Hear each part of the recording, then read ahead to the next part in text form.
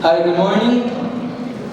You can probably see my teeth from there because they're bigger than Freddie Mercury's. So, it's funny how every single speech my classmates have done mentioned the lack of attention everyone usually receives when giving their speech. So in order to keep the trend going, I would really appreciate it if you could all just give me a couple of minutes of your... No, I'm kidding. Who cares if you pay attention? So if you do, I hope you enjoy it. So a couple of weeks ago, my friends and I were in Bracero, the residential neighborhood where I live. We were in a golf cart late at night inside of the golf course. Now that I think of it, I'm not sure what we were doing in the middle of the night in a golf course since there isn't much to see, much to do, and it's pitch black. Anyway, we were on the golf course, and for a short moment, I stopped the car, and Saka, Dani, and Lucio got out to stretch or something. I don't know, they're weird. Anyway, as they stepped out of the golf cart, my brilliant friend Nacho yells in my ear, "Arranca, boludo, arranca." Of course, in a move of brilliance, I listened to Nacho and hit the gas.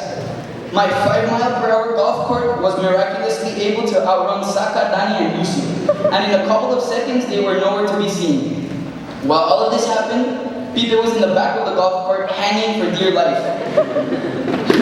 Saka then started calling me by phone while I was still driving. So I was driving and I had to see who was calling me and pick up the phone. Bad idea. As I attempted to answer the phone, a huge bunker appeared out of nowhere and we fell for about 5 meters. As we fell, we were laughing, but when we hit the ground, it wasn't so funny. Nacho grew a huge, disgusting ball in his eye, which is why many of you saw him with a big black eye. Pipe was scratched all over, and I was unable to move my left hand. I can do it now. It is safe to say it was all Saka's fault. All three of us remained on the ground for about 10 minutes or so before we decided to get up. While I was laying there, I got to thinking about what just happened, and realized I had rushed into a bunker I should have avoided. You see, there are two kinds of bunkers. The kind you should avoid, and the kind you should rush towards. And confusing the two leads to bumps and bruises. The first type of bunker is the one that jumps out of nowhere and disrupts us no matter how much we prepare. Unlike the huge bunker in the golf course, life has a tendency of doing exactly the same. As a consequence, many people spend their whole life scared, over-preparing. There are some differences between life and a bunker, of course. Life is not a golf course. But it can certainly be similar to one at 1 in the morning when there's very low visibility. Oftentimes, life throws random bunkers our way, those of which we have to either evade or face. If you live life cautiously, many times you'll be able to evade such unexpected holes in the ground. But many times, no matter how cautious you are, some are simply impossible to avoid, and these bunkers are the scariest. These are the types of bunkers that can either make us or break us. Because no matter how much we prepare, we have to face them.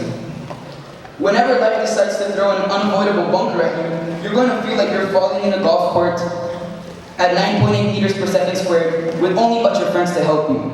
And sometimes not even your friends will be there to help you. You may even convince yourself that the problem isn't even worth solving.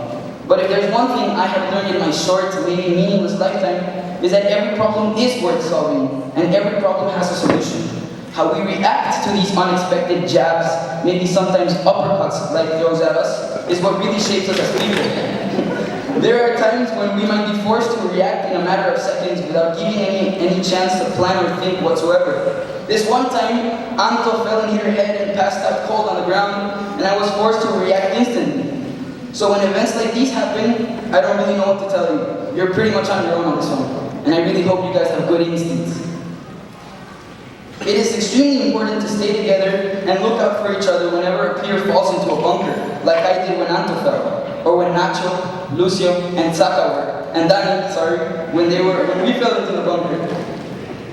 We don't have control over what goes wrong, what other people do or decide. We only have control over our actions, our choices, and our reactions. Just yesterday, I was looking for quotes to fit this speech and found this one quote on Brainy Quote by Charles Swindoll, which said, "Life is 10% what happens to you, and 90% how you react to it." Time after time, we make rash decisions that are based on fear or pure anger. Believe me, I know.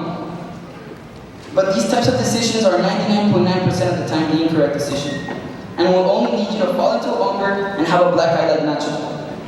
It is very important to take a moment to think, breathe, and calm down before taking an important decision or giving a senior speech. How many of you have made impulsive decisions in the past? I know I have. And I'm not saying they are always the wrong decision. 0.1% of the time, they are the right decision. But so far, I haven't been that lucky. Now you might be wondering, what about those bunkers that we can avoid? And how do we avoid them? Well, many times we'll hit the gas, as I did, before giving any thought to what you're about to do. But clearly, this is usually a mistake. So in order to avoid such bunkers, you have to follow these simple steps. Number 1, stop. Number 2, breathe. Number 3, relax. And number 4, react. This isn't necessarily merely to help you send a risky text or decide whether hitting the gas is a good idea or not. But it can help you when taking an important life decision, such as applying to college or simply talking to your peers. If you plan ahead and only allow your decisions to be determined by your own head, then maybe you won't fall into many bunkers in your lifetime. But eventually you will, and that's an even better thing, because bunkers, even though they might hurt when you fall into them, allow you to grow as a person and learn from your experiences. But always be careful, because this time, for me, there was a bunker, but next time it can easily be something worse.